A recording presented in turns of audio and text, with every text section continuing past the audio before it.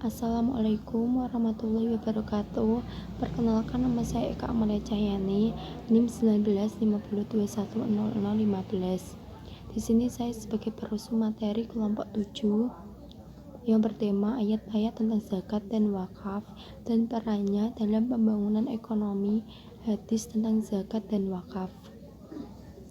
A. Redaksi dan terjemah ayat dan hadis.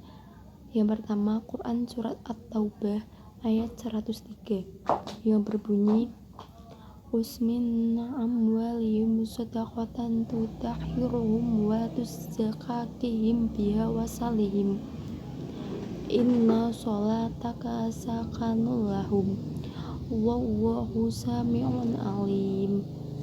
Shadaqallahul adzim, yang artinya, ambillah zakat dari sebagian harta mereka. Dengan zakat itu kamu membersihkan dan mensucikan mereka, dan mendoakanlah untuk mereka.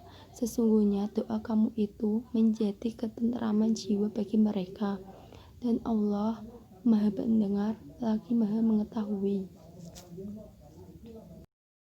Yang kedua, Quran Surat An-Nisa ayat 162 yang berbunyi, Bismillahirrahmanirrahim. Lakinni rasikhuna fil ilmi minhum wal mu'minuna yu'minuna bima unzila ilaika wa ma unzila min qablik wal muqimina sholata wal mu'tuna zakata wal mu'minuna billahi wal yaumil akhir ulaika sanutihin ajran azima. Shadaqallahul adzim, yang artinya, tetapi orang-orang yang mendalam ilmunya di antara mereka dan orang-orang mukmin, mereka beriman kepada apa yang telah diturunkan kepadamu Al-Quran dan apa yang telah diturunkan sebelummu, dan orang-orang yang mendirikan sholat, menunaikan zakat, dan yang beriman kepada Allah dan hari kemudian. Orang-orang itulah yang akan kami berikan kepada mereka pahala yang besar. Yang ketiga, Quran Surat Maidah ayat 55 yang berbunyi, Bismillahirrahmanirrahim. Innama waliyukumullahu wa rasuluhu wa illazina amanu lazina yuqimuna sholata wa yutunus zakata wa hum raqiun. Shadaqallahul adzim, yang artinya, sungguhnya penolong kamu hanyalah Allah, Rasulnya, dan orang-orang yang beriman, yang mendirikan sholat dan menunaikan zakat, seraya mereka tunduk kepada Allah. Assalamualaikum warahmatullahi wabarakatuh. Nama saya Diniasya Fernanda, NIM 1952100021 dari kelompok 10 sebagai peresum materi. Saya akan melanjutkan materi resum yang selanjutnya, yaitu C. Asbabun nuzul, asbabun wurud, dan atau kapan dan peristiwa. Yang pertama yaitu dari Quran Surat At-Taubah ayat 103. Ayat ini diturunkan berkenaan dengan apa yang dilakukan oleh Abu Lababah dan segolongan orang-orang lainnya. Mereka merupakan kaum mukminin yang mengakui dosa-dosanya. Mereka mengikat diri mereka di tiang-tiang masjid karena mereka mendengar firman Allah Subhanahu wa Ta'ala yang diturunkan berkenaan dengan orang-orang yang tidak berangkat hijrah seperti mereka. Mereka bersumpah ikatan mereka tidak akan dibuka melainkan oleh Nabi Muhammad SAW. Kemudian setelah ayat ini diturunkan, Nabi mengambil sepertiga harta mereka dan menyedekahkan lalu mendoakan mereka sebagai tanda bahwa taubat mereka telah diterima. Dan dalam riwayat lain disebutkan bahwa sebab turunnya ayat ini adalah sebagaimana yang diriwayatkan oleh Tabrani dan Baihaqi bahwa Taslabah ibni Hadhab meminta doa Rasulullah, "Ya Rasulullah, berdoalah kepada Allah supaya Dia memberikan rezeki harta kepada saya." Kemudian berkembang biaklah domba Taslabah sehingga dia tidak sholat Jumat dan ikut jamaah. Lalu turunlah ayat Khuzmin anwa alihim. Selanjutnya yaitu dari Quran Surat Ali Imran ayat 92. Menginfakkan harta yang sangat dicintai merupakan syarat meraih kebajikan yang hakiki. Imam perlu membuktikan dengan pengorbanan. Tidak ada bukti keimanan tanpa adanya pengorbanan. Semakin besar ia berkorban, entah dengan harta ataupun jiwa, semakin kuat pula keimanannya. Sebaliknya, semakin pelit dan kikirnya seseorang akan menunjukkan keimanan yang tipis terhadap akhirat. Bahkan Rasulullah SAW bersabda, La yajtami'u usuhu wal imanu fil qabli abdil abada. Sifat kikir dan iman tidak akan berkumpul dalam hati seseorang selama-lamanya. Sahabat yang lain adalah Zaid bin Haritsah radhiyallahu anhu. Harta yang paling ia cintai adalah seekor kuda yang bernama Sable. Ketika ayat 92 dari surat Ali Imran ini turun, ia menyedekahkannya dengan memberikannya kepada Rasulullah. Ketika kuda tersebut digiring oleh anaknya untuk diberikan kepada Rasulullah, baginda melihat wajah Zaid bin Haritsah berubah.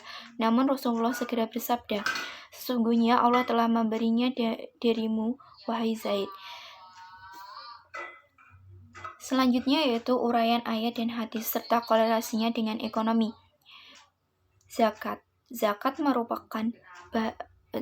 menurut bahasa berarti kesuburan, kesucian, barokah, dan berarti juga mensucikan. Secara istilah, zakat adalah memberikan harta apabila telah mencapai nisab dan haul kepada orang yang berhak menerimanya atau mustahik dengan syarat tertentu. Adapun dasar hukum wajib zakat tertera dalam Quran Surat At-Taubah ayat 103 yang berbunyi, Bismillahirrahmanirrahim. Khudh min amwalihim hadaqatan tutahhiruhum wa tuzakkihim biha wa sholli alaihim. Inna sholataka sakanul lahum wallahu sami'un alim. Yang artinya, ambillah zakat dari sebagian harta mereka. Dengan zakat itu kamu membersihkan dan mensucikan mereka, dan berdoalah untuk mereka. Sesungguhnya doa kamu itu menjadi ketentraman jiwa bagi mereka, dan Allah Maha mendengar lagi Maha mengetahui. Selanjutnya yaitu wakaf. Wakaf adalah kata yang berasal dari bahasa Arab yaitu waqaf, yang berarti menahan, menghentikan atau mengekang.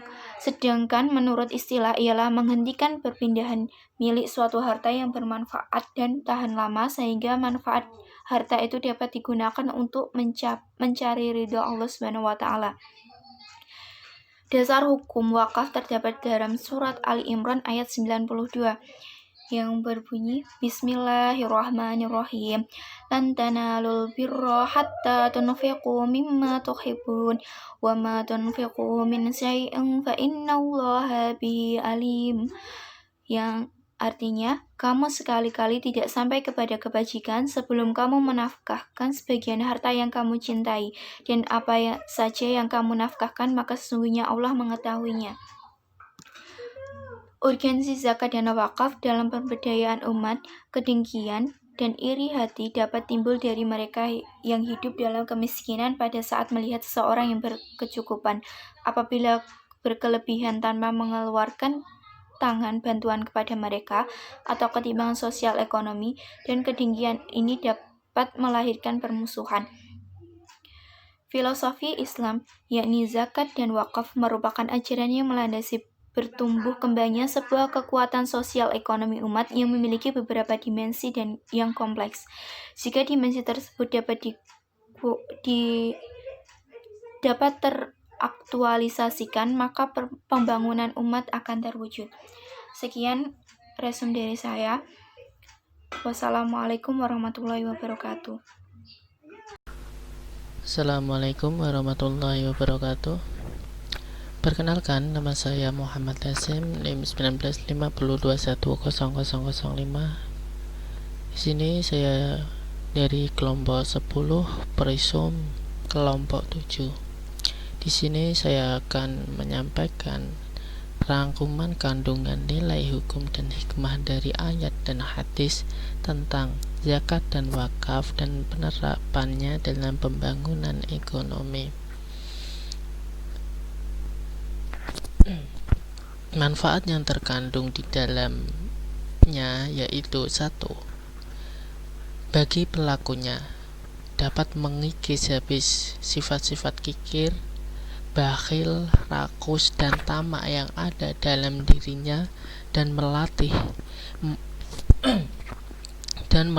memiliki sifat-sifat dermawan, mengantarkannya mensyukuri nikmat Allah, sehingga pada akhirnya ia dapat mengembangkan dirinya, membersihkan harta yang kotor karena di dalam harta yang dimilikinya terdapat hak orang lain, menumbuhkan kekayaan, terhindar dari siksaan atau ancaman Allah Subhanahu wa taala.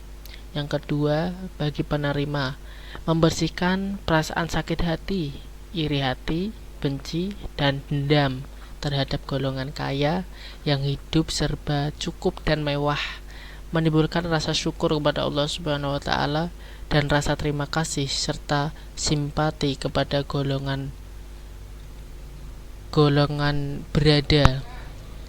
kaya karena diperingan beban hidupnya dan memperoleh modal kerja untuk usaha mandiri dan kesempatan hidup yang layak. Yang ketiga, bagi pemerintah dapat menunjang keberhasilan pelaksanaan program pembangunan dalam meningkatkan kesejahteraan warganya, mengurangi beban pemerintah dalam mengatasi kasus-kasus kecemburuan sosial yang dapat mengganggu ketertiban dan ketentraman masyarakat. Dari ketiga manfaat atau hikmah di atas, di sini juga mengandung beberapa dimensi nilai.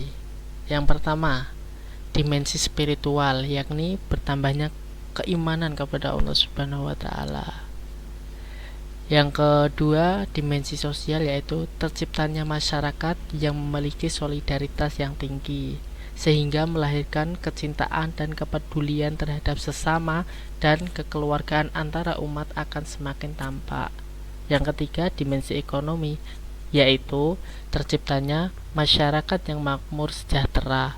Pada hakikatnya, dengan terlaksanakannya filantropi Islam tersebut, maka akan tercipta suatu masyarakat yang makmur, tentram, adil, dan sejahtera. Mungkin itu yang bisa saya sampaikan. Kurang lebihnya mohon maaf. Wassalamualaikum warahmatullahi wabarakatuh.